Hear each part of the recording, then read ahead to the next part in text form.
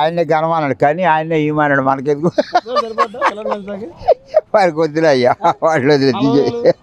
40,000 50,000 వద్దులే మనకి ఆయనే కానీ ఆయనే ఇచ్చుకోమని ఆ డబ్బులు ఆయనే తీసుకోమని జనాన్ని మోసం చేసినాడు ఇంకా మళ్ళీ ఇటుకిస్తాడా ఏంది ఎందుకు కావాలి జనానికి అంత మోసంతో గెలిచాడు మోసం చేసి జనాన్ని కార్యం చేస్తాడు మనకి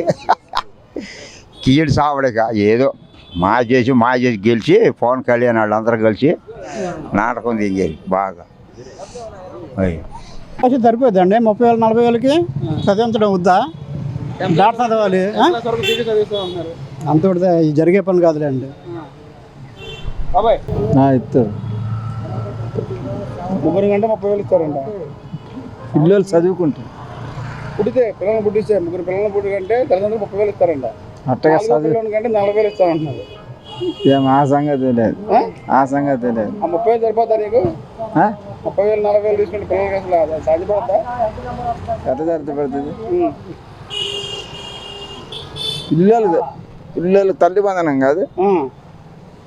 తల్లిదండ్రులకే డబ్బులు ఇచ్చేది తల్లి బంధనం